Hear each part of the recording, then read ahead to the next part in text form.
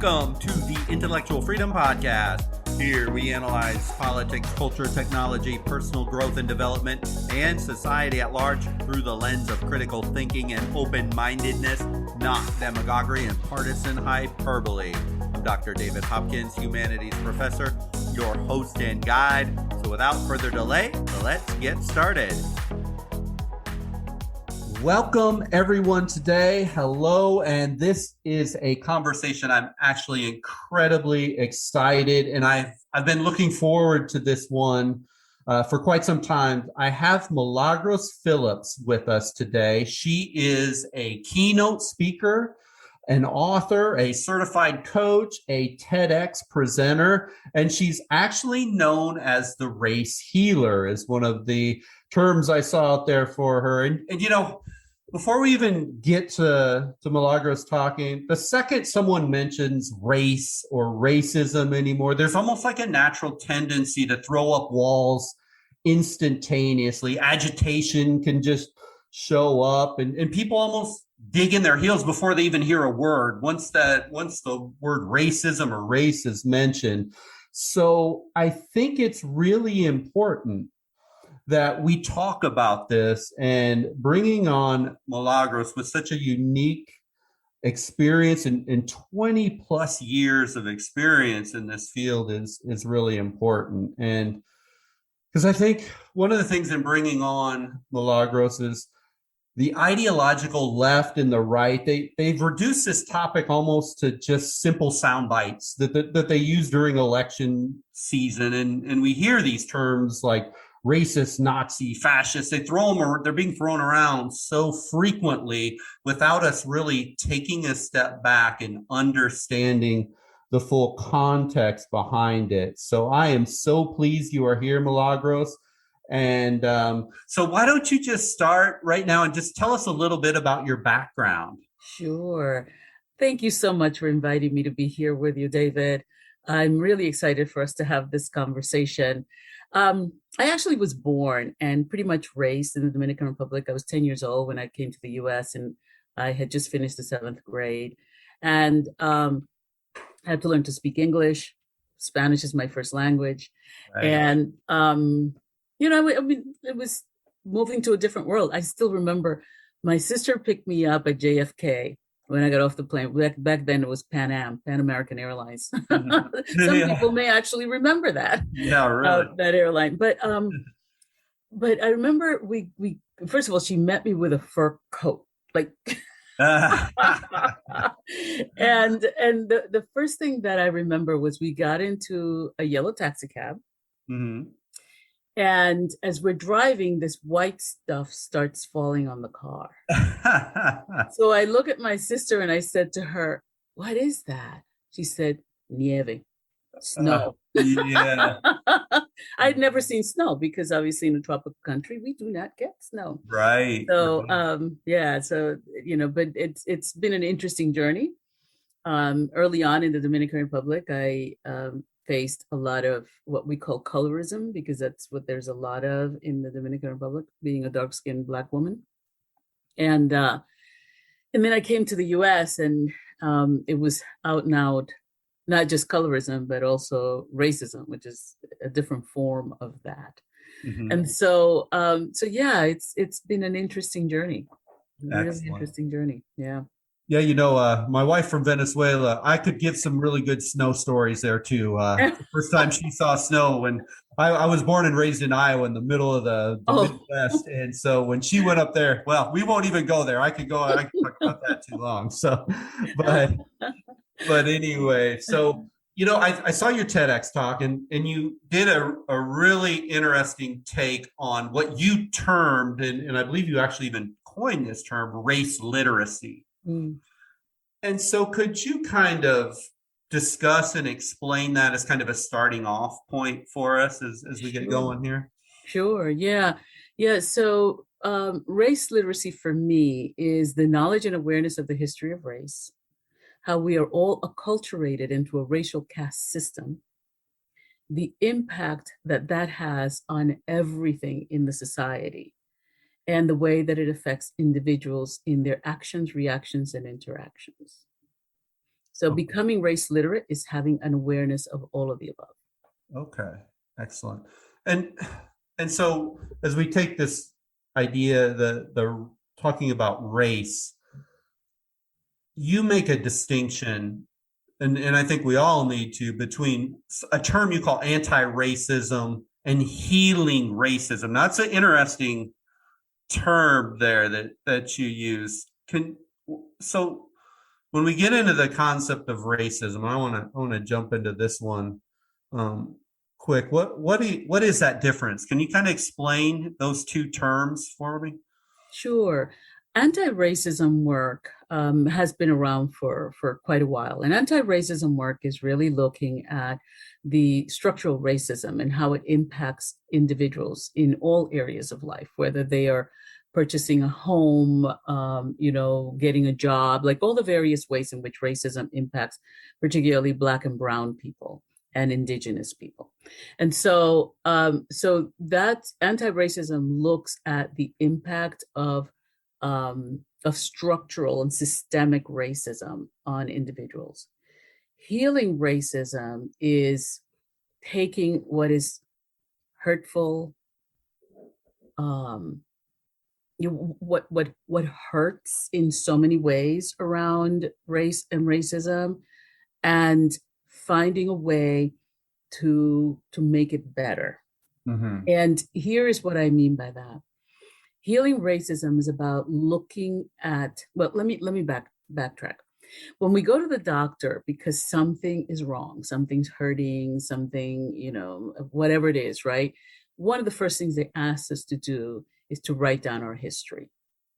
And the reason you need your history for healing is you need to understand what came before, because what came before is what's affecting you now. And if you don't change what came before, you're going to continue to get sick. Or even if you get better in one place, you'll get sick somewhere else because you still haven't dealt with the underlying causes of the disease. Right. Okay. So healing racism is about looking at the underlying causes of racism, not just the institutional and structural, but really looking at the way that it affects human beings in mind, body, spirit, and emotions.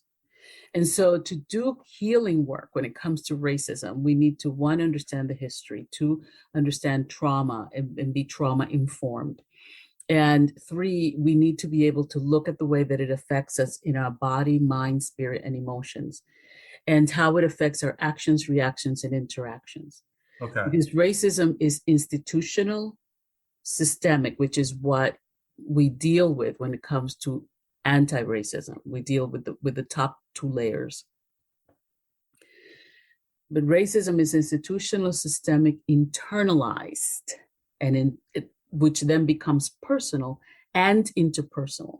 And so by that, I mean, and we look at all five of those, and we look at the effects of all five of those on the mind, body, spirit, and emotions. So by that, I mean, we look at institutional racism. What are the laws? When were they established? How was it established? How does it continue to affect us? Systemic. What are the systems that have been put in place to uphold the laws that were put in place? Okay.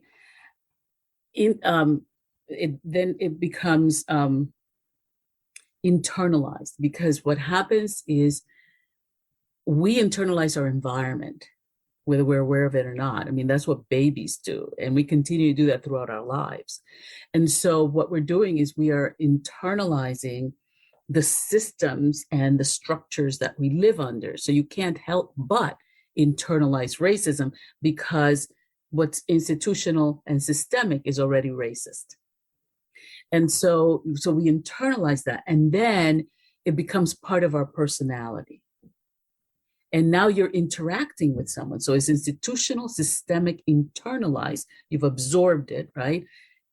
Personal, because now it's living inside of you, and interpersonal, because it's living inside of you, you're going to act, react, and interact with other human beings out of what is internalized inside of you. I always tell people racism is not the fault of anyone living today, but it's still our collective responsibility to heal it. And so, so giving people basic background information that can hold that space of healing or making things better, allowing people to have a way of living that while we're still living in the institutional and systemic, people can begin to make their own lives better from the inside out. So that's what healing racism is. So that's the difference. One is from the outside in. So anti-racism is from the outside in. What are the laws? What are the systems? What are the structures that are affecting you? Racism is both from the outside in. What are the laws? What are the systems? What are the structures that are affecting you? And from the inside out, how is that affecting you in your mind, body, spirit, and emotions? And then what are some of the things that you can do to begin to create, to live out of a place of wholeness? Because no matter how much of a broken system we live out of, whether it's a broken family, a broken community, or a broken country, there is something inside of us, each and every one of us as a human being, that is untouched by any of that. And so healing is about reaching into that part of us. And the reason I explained this in my seminar that I just did last week, the reason that people are resilient is because there's something living inside of them that's greater than the resilience that allows them to be resilient, if that makes sense. Right, right. And so that's where we reach in to find our wholeness and begin to live out of compassion, love, understanding, and begin to create our own little world that is grounded in compassion, love, and understanding, and then reaching out to the greater world so that more and more people can become loving, compassionate, and understanding. But a lot of that is through the healing process, understanding the history, understanding the structures, and all of those things. Right, right. I think, those top two layers where you mentioned the systemic and the institutionalized, was that the term? Mm-hmm. Yeah. I from my studies on that, I mean that basically sounds a lot like the critical race theory. Is that where most of that theory is focusing on the power structures? You go back to Marcuse or maybe the Hamburg group way back, that started the quote unquote critical theory that later evolved into critical race. Is that what is when you're talking about the anti-racist? Is that really where that lies? This critical race theory? No. I think unfortunately, because most people listen to the news and then they parrot what they hear on the news, that critical race theory is now the buzzword. Okay. Yes. And every 2 to 3 weeks or months, there's a new buzzword. Okay. But that's part of the disease. But at any rate, so now it's critical race theory. Critical race theory was created in the 1970s by I don't know why I'm blanking out on her name right now, but she is a law professor. She still teaches at Columbia University. She also teaches at a university in California. Critical race theory. Yeah, I can't remember her name either. Yes, I'm blanking out. But I know who you're talking about. The yes, name's escaping me right now. But yeah, and so Davis. Critical race theory. Angela Davis, is that it? Was it Angela? No. That wasn't. That was another one. Okay. No, critical race theory was begun to have law students, specifically law students, have a way of looking at institutionalized racism. So how the laws are steeped in racism and how they impact people of color. It is still a course that is taught, and there are about 230 something law schools in this country. Critical race theory is offered, not demanded, but offered in about 200 of those schools. That is the only place that is actually, because this information is copyrighted, but critical race theory is a way of looking at the laws. It is not it's not a, what people think about it is, it's a theory that we now have to, that's not what it is. It is actually a way of looking at the laws so that young people studying the law can understand how racism is written into the law. Okay. And how the ways that the laws are interpreted because of the way that it's written into the law affect people of color. Gotcha. Yeah. Okay. Yeah. So I think, and I'll bring up a point that I think many people struggle with who are not of color when it comes to those top layers. So I think there are many whites who would say, I'm not racist. I voted for Obama. I voted for Vice President Kamala Harris. My goodness, I'm being told that my whole life I've been programmed to be a racist, and I swear I'm not a racist. I'm married to someone of color. I've got family of color. Please don't tell me anymore that I'm systemically racist because I swear I'm not. Well, how do you, like when you hear that, how do we kind of bring the groups together? Because sometimes when you hear that, it makes people who you would want to not be racist to actually repulse them from considering alternative viewpoints like you're talking about. So I think the healing has to come in, because I think whites and blacks or Hispanics or Asians or Jews or whoever it might be, if we don't get past you're racist if you don't think this. If you don't believe me on that, well, then you must be this. We got to get past that. So, yeah. How do we move to that? I think you use the term like how do we heal racism? I think that's really the $1 million question at the end of the day. If we can get there, we've solved so much. So, yeah. Well, the first thing people need to do is get my new book, because it actually gives 13 layers that people go through who are honestly looking to heal from racism. And I cover some of the foundations of racism, which most people don't know. The racism we're experiencing today was institutionalized in the 1400s, and we're still living under those same laws that institutionalized racism in the 1400s. And so, so having an awareness of the law and how the law affects us. We are a nation of laws, right?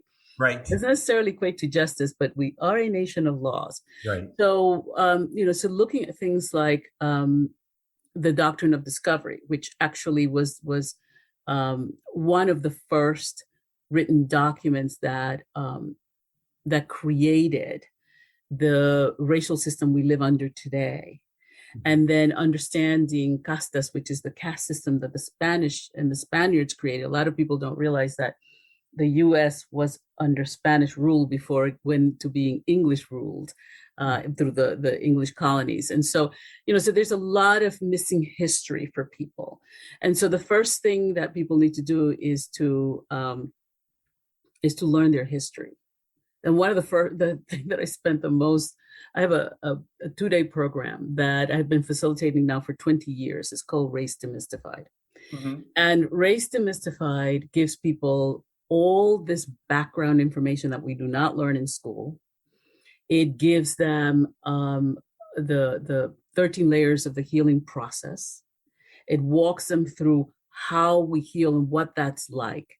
Right. Because there's even a level of grief that we tackle in there, regardless of the color of people's skin. Because here's the thing, David. Racism is a problem for people of color. It is not the problem of people of color. We cannot solve racism. Racism is a white problem. And it was institutionalized that way. It's not good or bad, right or wrong. It is what it is. And if we don't face the reality, we can't solve it. We can't solve an illusion. We can't heal on illusion. We can't heal on a lie. Okay, it is what it is. So, for instance, the doctrine of discovery is something that still continues to affect Indigenous people around the world. And when I say around the world, I'm talking about all the places that have been colonized.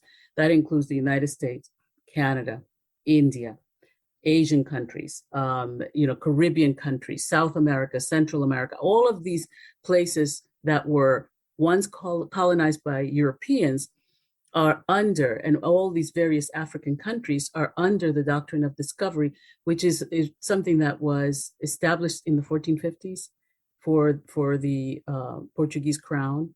Then it was revised again and again. And the last time it was revised was 1493 when Columbus went back from Quisqueya, the first and original name of La Española, which is now the Dominican Republic. When he went back to Spain with gold, silver, food and human cargo in the form of taínos, which were the natives that lived on that island. When he went back, the Vatican, which is, by the way, the doctrine of discovery is a papal bull. It was created by the Vatican, and it still lives in the Vatican. So when he went back, they revised it, and when they revised it, all of these, remember, it was originally for the Portuguese, then it was for the Portuguese and the Spaniards. Then it became something that spread because all of the monarchies were related. So it spread like wildfire. So now you got all these European countries going in and colonizing all of these countries along the equatorial band. And there's a reason that they were colonizing specifically countries along the equatorial band. The doctrine of discovery still affects nations today, to the point that the doctrine of discovery was used in this country was 2005 when Justice Ginsburg used it to win a case against the Oneidas of New York, the Oneida Nation of New York. It was used in 2015. We've cited, I just did a program for a group of lawyers, and we cited 5,000 cases in which the doctrine of discovery was used. It was used in the 1830s for land grab. And the doctrine of discovery not only affects the land, the doctrine of discovery affects the land, the waterways, and the people who were supposed to be perpetually enslaved. And so, without an understanding of why and how whites have internalized racism, one of the things that I tell people is, if whites could just stop looking at the word racism as a character, as a character description, if they could just look at it as conditioning. In other words, people have been conditioned for hundreds of years to separate and segregate individual groups of humans, when in reality, there is no epigenetics that separates us. We're one human family and we're all related, And so if without an understanding of these deeper issues and the context of this stuff, we can't heal from it and we can't solve it. So, but I think one of the biggest things that I'm big on trying to get tangible, real things that you can dig in and the average person could do, because when you go back to the 1400s or the 1500s, they went everywhere and they enslaved everybody, and they did it because they wanted to take money from anybody at any point in time. This was the age of exploration, and they were going to take and conquer and steal and bring as much back. Were they more interested in the racist part, or were they more interested in getting wealthy beyond human belief? Probably, if I would bet, it's probably more. It was the wealth. Because think about this, David. Prior to colonization, the Africans and the Europeans had a long-standing history of trade and diplomacy, and there were actually Black royal houses in Europe.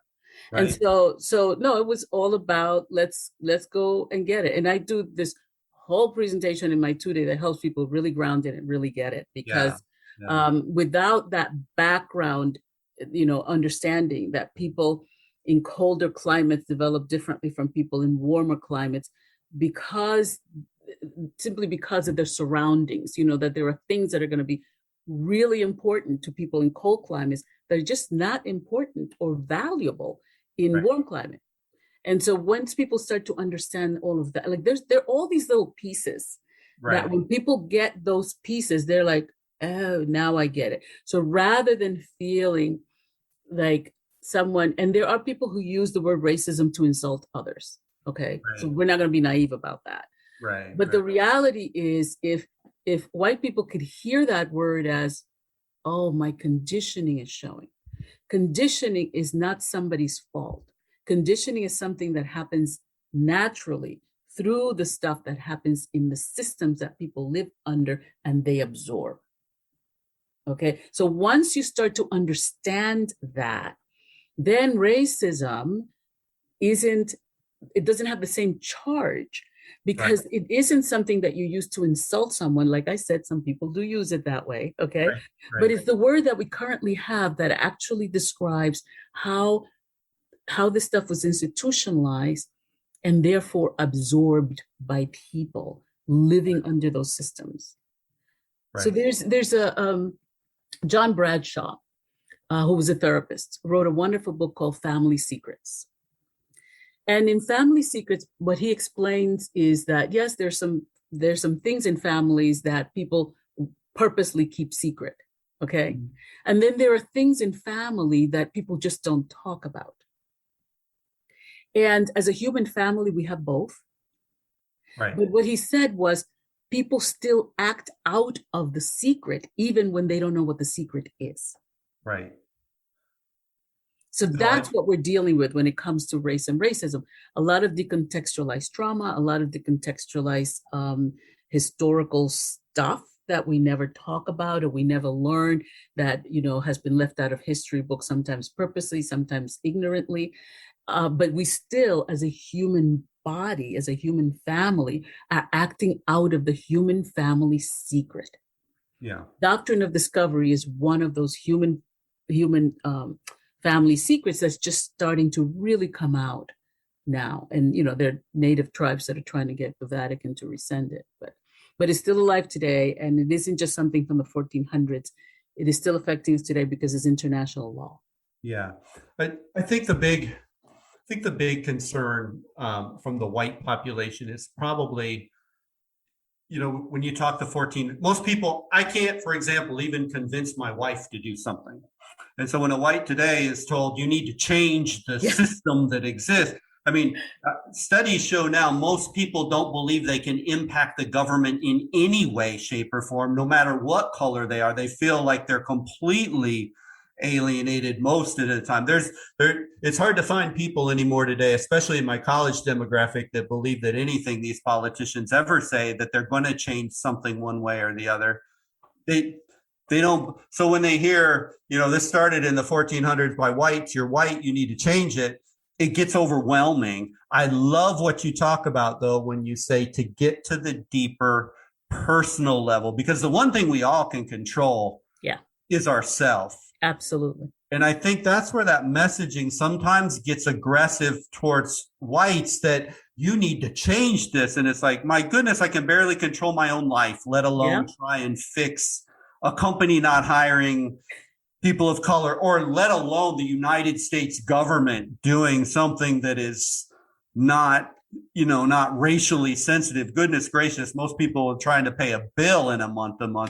And I think your piece of it that is so vital is that, because if it's almost like the Confucius model of it all starts in your own home. It all starts with your own house. Because if you can fix your own house, then you can fix your community, your family. You fix your family, you fix community, can fix state, and state, and so on and so forth.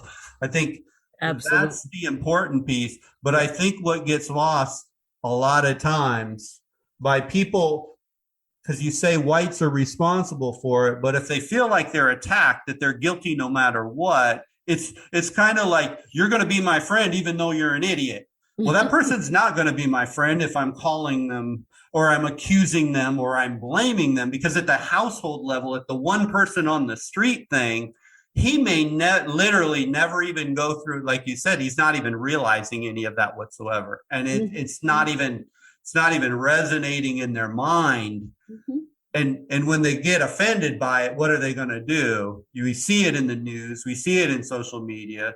They shut down or they fire back really loud. Yeah, because the tendency. Yeah, absolutely. Because when you speak about racism to most whites, what you're doing is you're triggering their stress response. Yeah. This is why healing is so important. So you're triggering somebody's stress response, and it's fight, flight, or paralysis. Right. And so that's exactly what you're talking about. It's like, so you trigger someone's stress response. The thing to remember, so there's a lot, because this stuff is like, let's unpack a little bit of that. Yeah. So People of color. So let me back up. So when I'm talking about racism is a problem for people of color, not the problem of, right? In order for people of color to live in a racialized world, they have to live with consistent triggers. Remember what I said, fight, flight, or paralysis? Black people have to live with that, and brown people and indigenous people 24/7, 365. So one of the things that happens is that, and somebody wrote a book called White Fragility, because this group of people has to live with this insistent amount of stress, which causes stress-related illnesses, therefore, high blood pressure, diabetes, all of those are stress-related illnesses, okay? And so they're living in a world that causes them constant and continual stress and trauma. And so we have that group of people. And then we have a group of people that gets triggered when they get called a name. Okay? And interestingly enough, both people are suffering because the fact that you get triggered about something means that something's off. What is it? Resma Menakem, who is the author of My Grandmother's Hands, puts it really well. He says, if it's hysterical, it's historical. If you're overreacting about something, some person, some place, something, then you have a trigger that just, by the mere mention gets triggered. So you have people that by the mere mention of a word get triggered. And we have people who are triggered 24/7, 365 by living, by being in somebody's belly before you're even born, by even at your burial. There are cemeteries still in this country that are segregated. Do you know what I mean? Right. So what are we talking about here? Like, you know what I mean? Like, we're talking about triggers versus constant and continual stress. Now, how do we get people to show up? And I got to tell you that about 80% of my audience are white people. Oh, that's and they great. keep coming back. And the reason they keep coming back is because one of the things that I remind people is this is not your fault. If you just get that this is not your fault, but it is still our collective responsibility as a human body to heal it, because everybody absorbed that caste system in a different form based on where they fall in the caste system. So some people absorb that caste system as supremacy. And when they say supremacy, I'm talking about the basic meaning of the word, which is to be superior over, to be superior from, to have more rights than others. And that's what I'm talking about. We're not talking about the people who go and destroy and burn crosses. That's one form of it. But the regular, everyday, average, nice person form of it is the expectation that you're going to be treated differently because. And so much so that you don't ever even think about it. You just expect it, Right. And then we have people who absorbed it as colonization. Colonization is the taking over of and expecting to be served by those who you took over. Some people internalize it as colonization and enslavement. But we all internalized the system. We just internalized it differently. So when people are talking about white racism, right? What they're really talking about, and this is the piece that no one explains to us, and it just drives me nuts. What they're really talking about, here is how you absorbed that caste system, where I would have absorbed it as Stockholm syndrome as a person of color. That's when you're kidnapped, okay? And you start to take on the characteristics of your kidnapper, okay? So also people of color absorbed it as constantly striving for, constantly striving for. So per capita, you have more, particularly Black people who are PhDs than you have whites, because you just can't get enough information to make yourself be believable, to make yourself be the one that should be getting the job, or should be, do you know what I mean? Like, it's just there's not enough of that, because one of the ways that the system impacts particularly people of color, so it impacts whites in a very similar way, but it's really visible in people of color. One of the impacts is that you're not enough. You're not light enough, dark enough, Black enough, white enough. You're not enough. You're just not enough. Right. And it doesn't matter what you do. You can never be enough because you'll never be white. Right. Oh, that's definitely, especially, my son's biracial because my wife's from Venezuela, so she's Latina, and it's like you fall in the cracks of different things, and both sides have different expectations of how that there's definitely truth in that. And I think it's hard for white people to understand, and having a wife who's Latina, she was born and raised in Venezuela. She would never be mistaken for a white in any way, shape, or form. Mm-hmm. I'll never forget this. This happened when we were first married, and it really struck me. There was a grocery store back in the day where you used to have to write checks, actually physically handwrite checks. Yes. I'd go in the grocery store, write a check, and they'd never check my ID ever. Never. Every time she went in there, they would pull out ID. They double, triple check her. Just subtle little things like that. And I think sometimes we as white people, we don't experience that piece like you had said. Whereas if you're an African American, you have stuff happen that whites just don't necessarily appreciate. And so we don't value it as important. It's more like, well, suck it up and get over it. It's now 2021. Let's go forward. And I think if we can find common ground somewhere that, hey, there are things that happen, and some are just minor, but how annoying is that? I got more mad than she did, actually, when she first told me. I'm like, what do you mean they're checking your ID? And now I go in there it's like if we can get an appreciation of those things, I think is just absolutely vital. But those triggers are strong. If I say the word mask mandate, that will literally trigger everybody. If I say build a wall on the southern border, it's going to trigger pretty much everybody.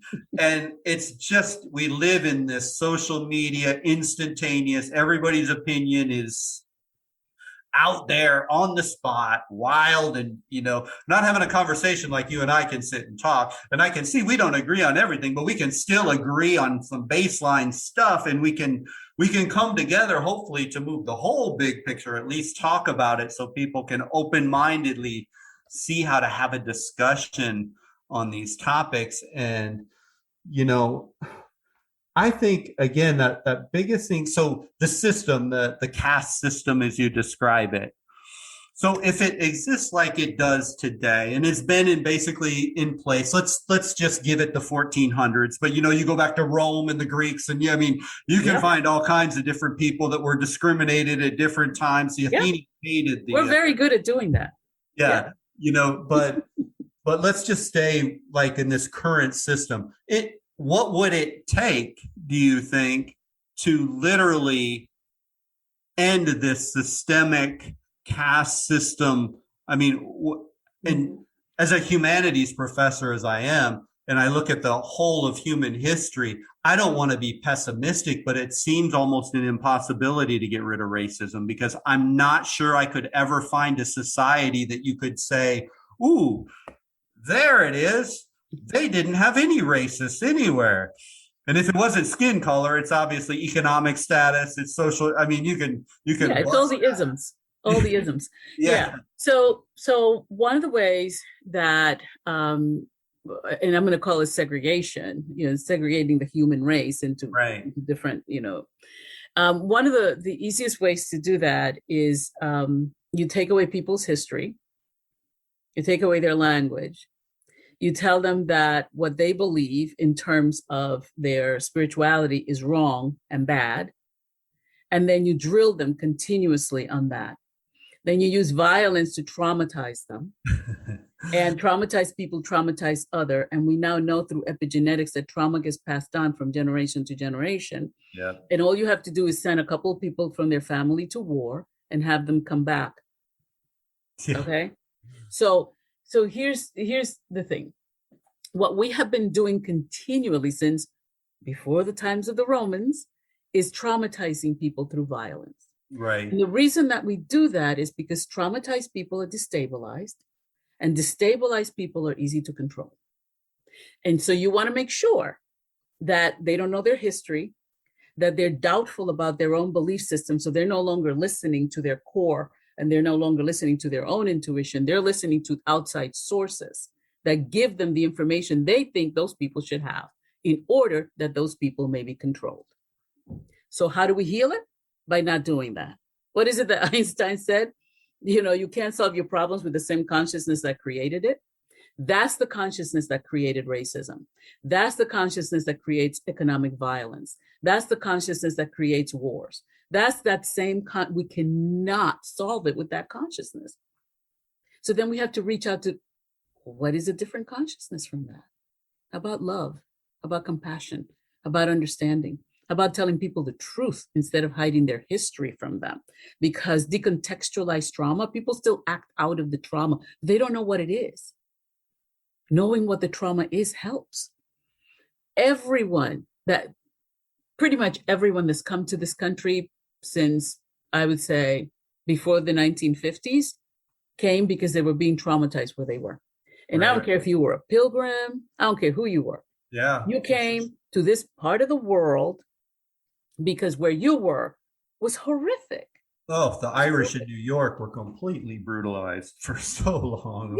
Yeah. And what did they do? They came and they brutalized Black people because traumatized people traumatize others. So what we need to do is we need to become conscious of the ways that people are traumatizing each other. We need to educate people to something different. We need to inform them that every time they traumatize someone else, because see, it's very easy to see how people of color are traumatized by a very violent system, okay? Whites don't see their own trauma because it's hidden behind privilege. And so one of the things that happens with whites is that they remain silent and invisible when it comes to racism because their privilege hides how they are actually oppressed by the same system.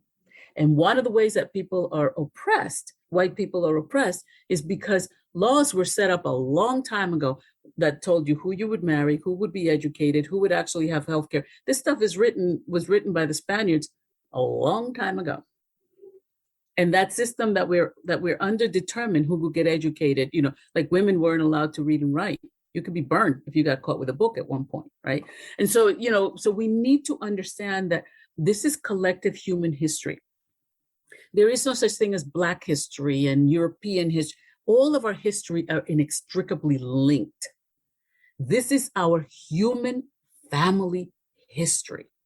And when we start to break that down, we start to understand who got traumatized when, by whom, you begin to understand, and you understand that traumatized people traumatize others, and that trauma gets passed on, and you understand that you cannot traumatize another human being without you yourself being compromised and compromising your progeny, then maybe people will stop traumatizing other people.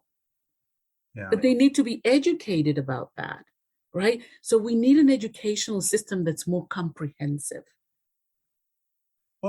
What would you say to the white college student I have who first generation, there's over 10 million whites who are in poverty right now. Mm-hmm. And they would probably say, if I could get me some of that white privilege, would you please hand me some of that white privilege? Yeah, because they don't understand white privilege. That's right. That's worse than many. So how do you, when you hear, and I think this gives some people pause too, when they hear the blanket of white privilege, there are definitely people privileged there. To pretend otherwise would be silly, right? That's an obvious statement there. But what do you say about the white who is is way at the bottom? And there's a bunch. I've been a foster parent for years, and oh my god, I've had white, black, Hispanic, but I don't see much of a difference in any of them down at that level. So again, you know, the language that we use to is so important to get whites to understand and appreciate so much of your perspective, because when they hear the word white privilege, many people would say, huh, you don't know my life. I had no privilege. You want to know what privilege I've had? Let me sit down and I'll tell you in an hour and a half. Yeah, absolutely. Because white privilege means absolutely the word privilege. If you're just going to use the word privilege, that's a completely different thing from white privilege. Mm-hmm. Let me explain the difference. Okay. Regular privilege is something that people look at from the perspective of socioeconomics. Okay. White privilege is not just socioeconomics, right? Because it can include that. But really what white privilege is the things that can happen to you and for you simply because you have white skin. That's such an important distinction. That's the difference. Critical for everyone listening to understand that. Yeah. So for instance, because when they hear that white privilege, immediately, even if they're at the bottom, they go to finances. That's where they go. Oh, really? You're telling me I have white privilege? And they're associating their economics with that situation. And again, words are so powerful. Absolutely. And they have so much meaning. And it's important that people who are listening to this understand that distinction, because so let's say both you and your wife were completely poor. Okay, you were just surviving, and that checkbook that you have is a joint checkbook, or it's two different. It has two different names on it, right? Mm-hmm. There's her name on her checkbook. There's your name on the checks, right? And you just gave a perfect example. You both go shopping to the same store. All they should care about is their money in that account. Right. But they care about so much more with her than they do with you. The assumption is that she doesn't have, that the money's not going to be there, that she has bounced checks before, that there's something wrong with her because she's not enough. You, however, as a white male can show up, and just your presence means you're enough. They just assume that you're going to have money. Okay, so now let me explain to you about someone, a white person who's very, very poor, okay, going out to, let's say you're both going to go to the bank to get a loan or something like that, right?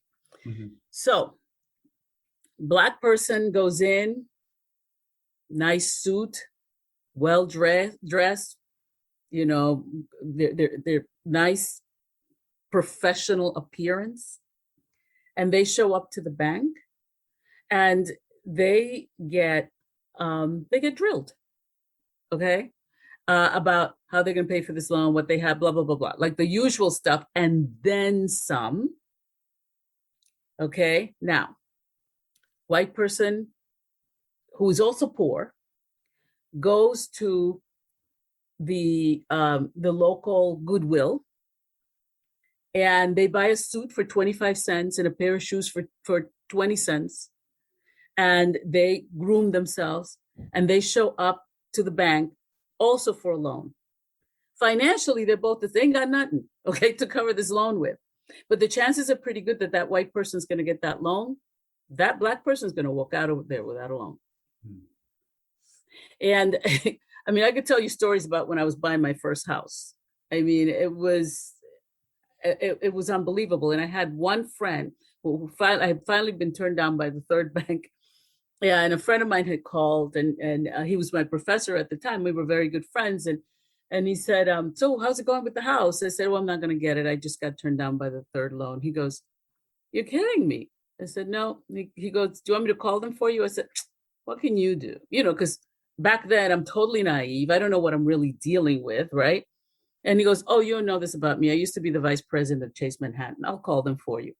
Within 2 hours, they faxed me the information, and I didn't have to wait 6 weeks for my loan. I got it in 2 weeks. Because someone with privilege spoke up for me. So that's the difference, right? The difference is in the ways that you get treated and the assumptions that are made. Like when that poor person went in there with a nice suit, maybe even the same suit, they were seen as somebody who can rise above, right? Or who will have the money. And even if they don't have it now, they can probably get a job because they're more likely, they're less likely to get denied to get the job to pay back the loan than a Black person. I mean, the saying used to be last hired, first fired. So there's a knowledge by that bank system that a white person is going to have more financial security if they once they start to rise through the ranks, right? And that they can, because all they have to do is change their appearance and show up. And what the research is telling us is that a white male with a high school diploma and a record and a federal offense record has a better chance of getting a job than a Black male with a college degree and no record.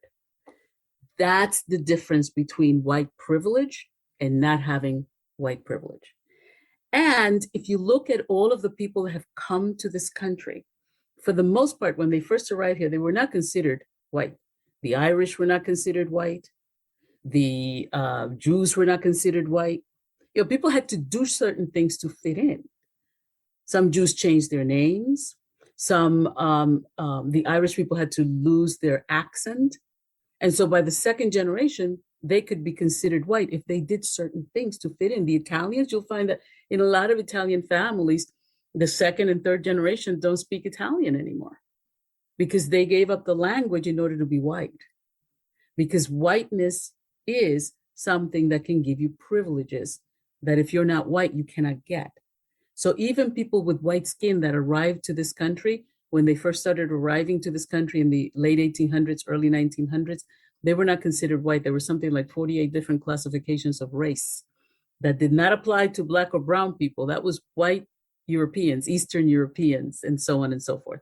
So, you know, so again, it's this knowing of this history and understanding it and being able to unpack it that helps us to get a greater grip. So when we're talking white privilege, what we're talking about is the difference between you going into that little store with your checking account and not get asked questions or you know have to show your ID versus your wife who does. That's the difference. So it's a white skin thing and what you can get because of that skin color. Yeah. You know, on the banking issue, I think so much of I don't want to go down a banking thing, but I mean, the whole world revolves around your credit score anymore. So, I mean, if you don't have a credit score, you ain't getting a loan, period. I don't know how much that's color of skin anymore, but maybe back I think there probably was a period where they actually sat people. I don't know if I ever remember going in a bank. I always remember filling them online by the time I could buy a house, but oh, I went in person. Yeah, you did it. And I got denied. Yeah, you had to walk physically. I walked it. Because some people some people don't have to walk it. Right? Yeah. And that's the other difference too. No, I walked it. And so that's why I can tell you these things. And I also have a lot of friends who walked it.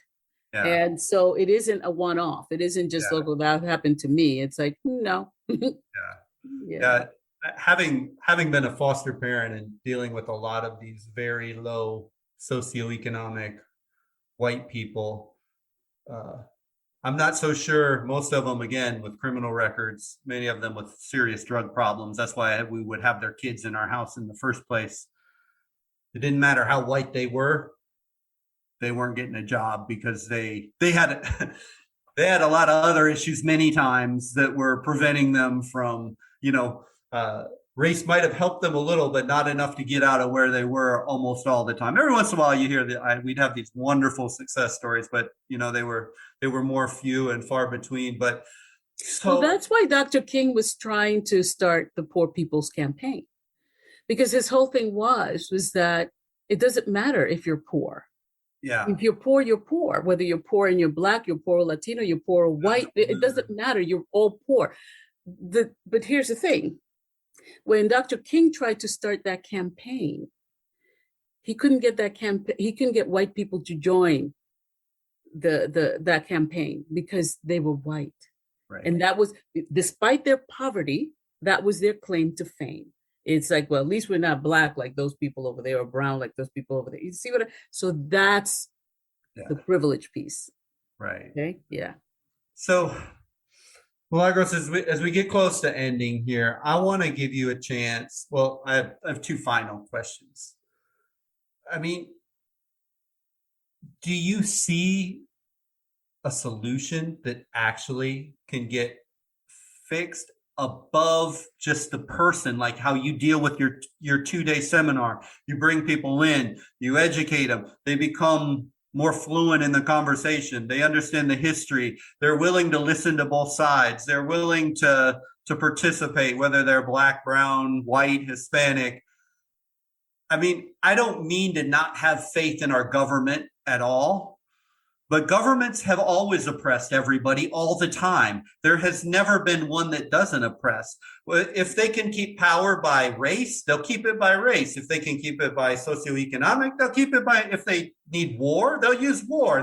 They'll use absolutely whatever tool they need. I mean, are we almost having a conversation as far as holistically worldwide is almost just, we're having a nice theoretical talk, and the real battle is just you and me and everybody else getting better. And as we each get a little better, we each make the lives of the community better. I mean, where do you think this all, how do we get that healing you talk about? Yeah. So healing is an individual journey, because healing is an individual choice. You cannot force people to heal. Right. If someone has a drug problem, you can't, you can send them to rehab, but until they are ready, they won't start that healing process. They'll keep going down. And yep. So we can't force people, but we can continue to do the work within ourselves, within our families, and within our communities to make a real difference. And I'm going to tell you just a quick story about how here's one of the hopes is that as people gain their strength and their wholeness, they'll stop turning their power over to other people, because that is part of the problem. Right. Okay. But I want to tell you this quick story, because I worked on a project called Congressional Conversations on Race, and it was a 3-year program that with a grant that was made by the Kellogg Foundation to work with 8 members of Congress, and they would then invite other members to join them as we did programs.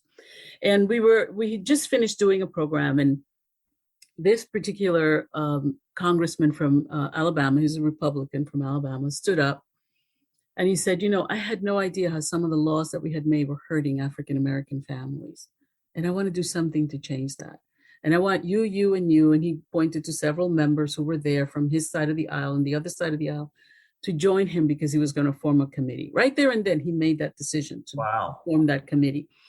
And this was in 2012 of 2013. And 2 years later, I was meeting the new CEO of one of the organizations that had brought me on to work with the members.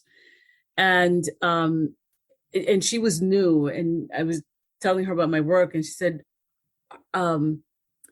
why have you done this work for so long? So it seems to me like you've been doing this work before it was like popular, right? And I said, yeah, I have. And she said, why do you keep doing it? I said, because I get to see people transform right before my very eyes. And then I told her that story about that Republican. She goes, oh my God, I was chief of staff for so-and-so, and he was on that committee. And they're looking to turn some of that stuff into law. We never know whose heart we're going to impact. See, everybody's trying to solve racism from their heads. Who's white, who's black, who's got privilege, who doesn't. Like, everybody's trying to solve it up here. If we could solve it in our heads, we would have. A long time ago, we have a lot of research material. We have a lot of numbers. We have a lot of that stuff.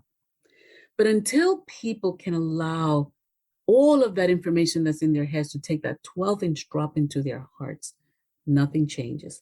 Right. That day, that man's heart was touched. And when people's hearts are touched, you don't have to make them. You don't have to force them. They do the right thing. Because human beings are wired for love.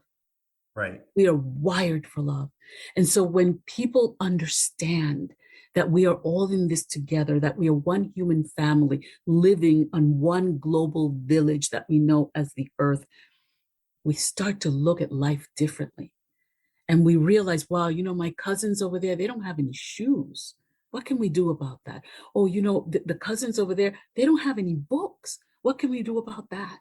And when we start looking at each other as one human family that has been suffering from not receiving the gifts that all human beings bring to this earth, because everybody's born with gifts that they can offer the world. And when we block them from doing that, we impoverish ourselves and the world we live in.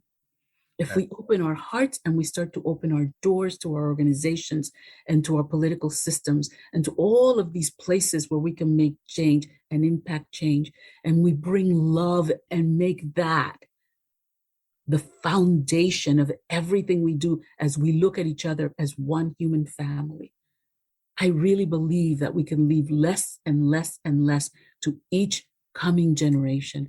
And if we do that, there will be a day when people will read about us in the history book as, what was racism? What is that? Rather than where we are now. If we do nothing, it's never going to change. Right.